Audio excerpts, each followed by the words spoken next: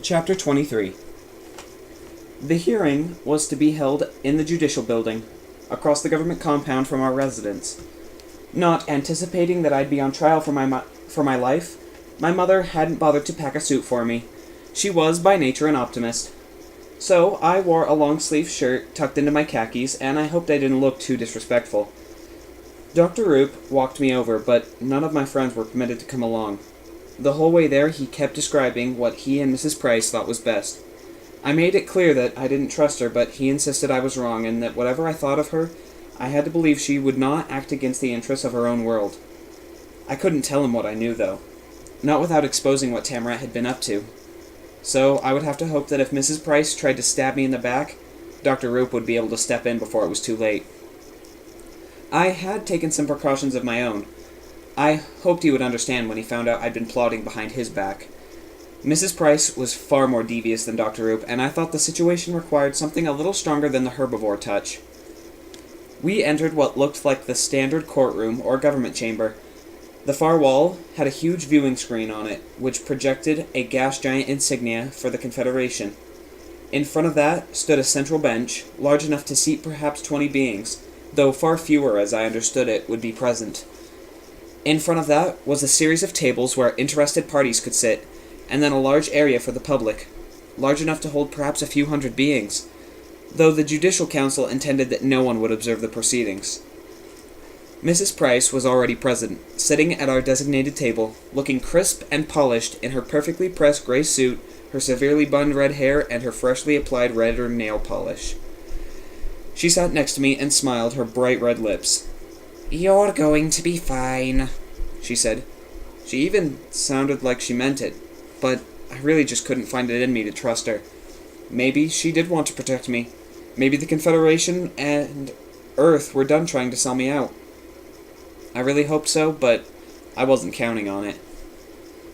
Chief Justice Junip, he of the cape and goat-turtle-ish appearance, entered the room, followed by the rest of the council.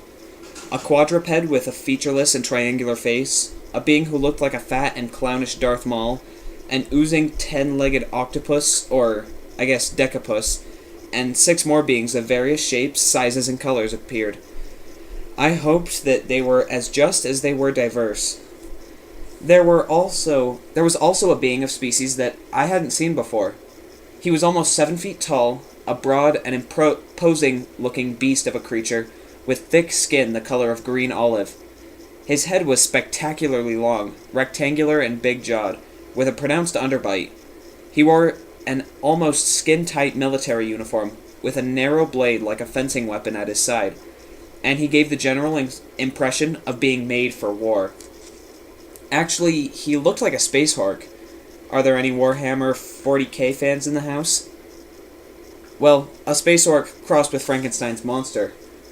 The effect was almost funny, except that he regarded me with his yellow eyes filled with unmistakable hatred, so I wasn't laughing. There was something else about the creature that looked familiar, but I couldn't put my finger on it. The one thing I was sure of was that it had to be a fad. This was the being who wanted me dead. He didn't simply dislike me or find me a pain, or wish me not as much success as he might wish other people. He wanted me to die. I'd never seen anyone who I knew with absolute certainty wanted me, Ezekiel Reynolds, as a particular individual, to no longer be alive. And I don't recommend the experience. I felt despair wash over me, and it wasn't because this alien hated me, or because Mrs. Price or Junip or anyone else wished me ill. It was because it seemed to me I was playing a rigged game. There's a scene in the original Star Wars movie where Han Solo is ferrying Luke and Obi-Wan to the doomed world of Alderaan, and to pass the time, R2-D2 and Chewbacca play a kind of futuristic hologram chess game. When R2-D2 captures a piece of Chewie's, he lets out an indignant roar. C-3PO says that there's no point in complaining, it was a fair move. Score 1 for justice, right? Except then Han warns him that Wookiees are known to pull people's arms out of their sockets when they lose. "I suggest a new strategy, R2, C-3PO says in a stage whisper. Let the Wookiee win. Score 1 for brute force. It's a moment played for laughs, and I thought it was hilarious when I was little, but thinking about it later, I found myself considering what the movie never shows. R2-D2 and Chewbacca playing through a pointless game, in which the outcome is already determined. The only goal is to reach the cheerless end. There can be nothing compelling in the match for R2-D2 and nothing satisfying for Chewbacca. All that's left is the pantomime of an honest contest between two contestants who somehow feel obligated to finish what they started. That was exactly what this hearing was. It was play acting. The pretenses of justice with the outcome already written. I really hoped I was wrong. That things would be fair, but I wasn't willing to sit here and take it if my enemies truly meant to stack the deck against me. Better to win the game now, I decided, and worry about keeping my arms in my sockets later. I believe we are ready to proceed, Junip said, in his deep voice. He, the Fad, and the rest of the council had taken their seats, at the elevated bench in front of the room. Mr. Reynolds, you are not a citizen of this confederation, and so we realize you likely will not understand all the details of our legal system. Therefore, you may inquire if the proceedings are not clear to you. To begin with, you should know that your biofunctions are being monitored against their stable base. Your data bracelet will inform us if you appear to be lying. Are you ready to begin? Yes, sir, I said. Unable to confirm veracity of statement, came a calm, gender-neutral voice. Perhaps, the Chief Justice said, it would be better to inquire if you wish to ask any questions at this point. No, sir. And because I'm my own worst enemy, I added, I have every faith in the proceedings. Unable to confirm veracity of statement. Honestly, I just wanted to say the polite thing. But now Junip was looking at me like he couldn't hand me over to the Fads soon enough. Mrs. Price glowered at me, as if to tell me it was probably not a good idea to embarrass the Chief Justice. I had already figured that out myself. I'm sure they were both taking some comfort in the fact that there was no data collectors in the room. But that was when the data collectors entered the room, which, and not by coincidence, is probably when Chief Justice Junip decided to hate my guts.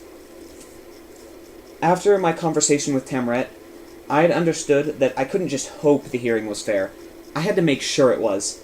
So I'd contacted Hello and suggested she come to report on the proceedings and keep things honest. I'd asked her to bring a small number of her professional friends with her. When she told me she didn't have any friends, professional or otherwise, I suggested she bring some colleagues, and she seemed to think that was a workable alternative. There were about 20 of them, some of species I'd seen before and some totally unfamiliar. Some wore the colors or insignias or logos or holographic tattoos of their various news outputs. Halu wore a bright orange jumpsuit. All of them had activated their data bracelets and recording devices hovered over them, taking in everything. Junip bounded out of his chair. You wouldn't think that a goat turtle could move that fast, honestly. What is this? This hearing is closed to the public.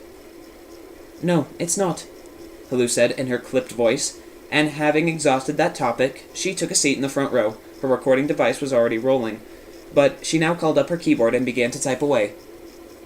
You can either leave of your own volition, or I can call the peace officers, Junip told them. All judicial councils have the right to close proceedings at their discretion. It's clearly stated in the guidelines of judicial ethics. You are mistaken, said one of the data collectors. He was a giraffe guy like Dr. Roop. He was also a snappy dresser. Maybe it was a species thing. The guidelines clearly state that you can close a hearing when a citizen is charged with a crime deemed to present a threat to the security of the Confederation. Mr. Reynolds is not a citizen, and so you have no legal right to bar us. As I'm sure you know, you can close a proceeding of this sort, but only if you have a sufficient number of citizens of good representation present to verify a fair and open procedure.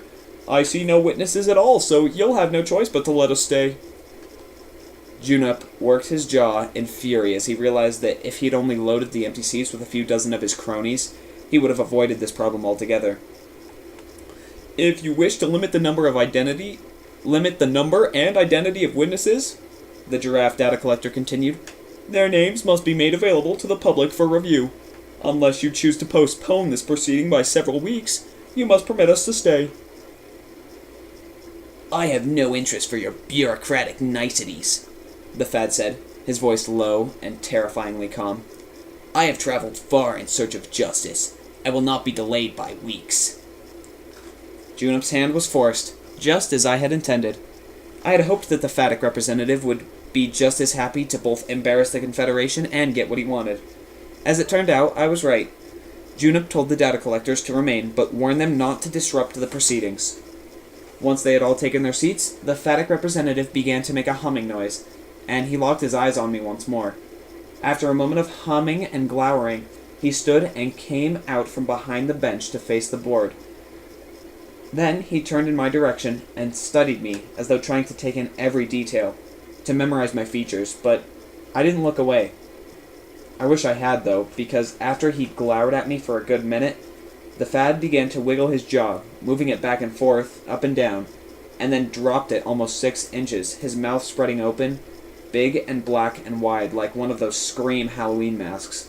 While his eyes bore down on me with his full fury, he began to vomit at least a gallon of brown, chunky liquid, which pooled at the floor, and quite literally steamed. He then reconnected his jaw, and walked regally to the other side of the bench and resumed his seat. Dr. Roop leaned towards me. "Allow me to explain," he whispered. "In his culture, disgorging is a sign of contempt." "Yeah, thanks for helping me interpret that," I said. "Is anyone going to clean it up?" "Cleaning it up would be rude," Dr. Roop said. "So, watch your step when you testify." The Council welcomes Vondik Gahuldi Vizyom of the Fadic Empire, Chief Justice Junip said. Though our people often do not agree, let this council be a place of peaceful discussion. "It is easy to speak of peace," said Vizyam, in a deep and menacing voice. "It is more challenging to pursue it. Our government is outraged that you harbor a war criminal amongst your kind, and yet you refuse to allow him to be brought to justice." That he is a war criminal is yet to be determined, Junip said. It is the purpose of this meeting to uncover the truth, in accordance with our laws. You are given a voice in making that determination. Would you like to begin, sir? I begin by outlining the events. On the 7th day of the month of Holy Blindness, the 72nd year of the Empress Droturia, our ship was engaged in legal operations when the Confederation vessel fired upon it. Using excessive and deadly force, it was destroyed with all hands, including my own brother, before evacuations could be attempted. The legal operations you speak of were the destruction of a Confederation shuttle containing non-aligned citizens and firing upon the Dependables, sir, said the triangular-headed quadruped. It does not violate our treaties if the ship attacks non-aligned beings in neutral space. As for firing on your vessel, it was meant as a mere warning. Your shielding, as is well known, was more than adequate protection. But the Granari on board that shuttle may have been non-aligned, but the shuttle was Confederation property, said the clownish Darth Maul. Then I propose that you give us the war criminal in exchange for reparations for the lost equipment. Vizyam smirked at his own cleverness. We can end the proceedings now. That is unlikely, Junip said. Perhaps if you wish to make your case, you can begin with calling a witness. Vizyam called Captain Quassel to stand. I knew from Dr. Roop that she would be returning to the station for the hearing, but even so, seeing her was a huge relief. There was one more person in my corner, a starship captain, a respected person in the Confederation. She strode into the chamber, using the same side entrance from which the Justice had emerged. She was large and lumbering, but her gait was steady and purposeful, with her huge eyes dead ahead, her trunk partially raised in a gesture of something, I was sure. She stood facing the council. She made a point of not looking at me. I suppose so it wouldn't seem like we were in league, but I have to admit, I felt better just seeing her there. Her eyes briefly flickered towards the pile of still steaming phatic puke on the floor. She was a trained professional, however, and didn't say anything about it. The captain explained in compelling detail how the phatic vessel fired on the shuttle, and then, as we fled, fired on the Dependable. In both instances, she made it clear the phatic ship attacked without cause or provocation. She detailed the loss of gravity that led to substantial injuries among the brig crew, and finally, how, in the moment of desperation, she'd called upon an untrained civilian to stand in as the weapons officer in an effort to save the ship. "To save your ship from what?" inquired Vizium. "From destruction or capture," answered the captain, her trunk held high. "Those are different things," Vizium told her. "One involves the loss of life, the other a loss of pride." "They are both undesirable, and we have the right to use force to prevent either." "Perhaps even deadly force," agreed Vizium.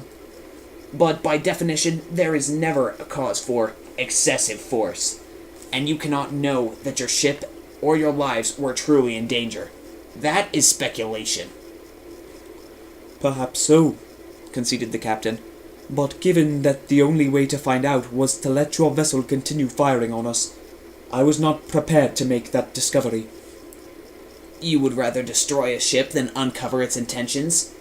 Vizium asked. "You are twisting my words," the captain said. "My ship was being attacked with deadly force. I believe I sufficiently understood my adversary's intentions."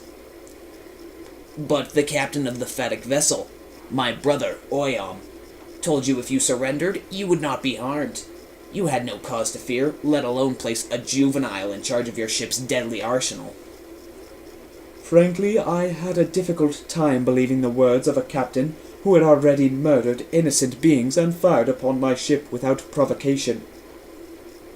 "If you presume someone is a liar without just cause, then trust becomes impossible," Vizium mused. I consider the captain's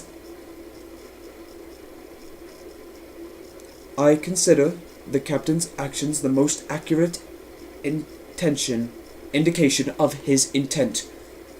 We had no choice but defend ourselves," she said after a minute.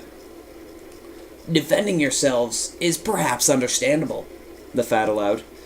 "But did it ever occur to you to worry about what an untested civilian might do when presented with the incredible destructive power of a Confederation starship?" "Certainly," said the captain. "I knew that Mr. Reynolds had logged only a few hours with simulated systems, and I was indeed worried that he would not possess the skills to defend my ship and crew. Given that the assault of the phatic ship had left most of my bridge officers incapacitated, I had no alternative." Vizium snorted at this. "One final question," he said. "Do you believe that 10 dark matter missiles fired on a single ship is excessive?" "I do," said the captain. "I also believe that Mr. Reynolds had no way of knowing that."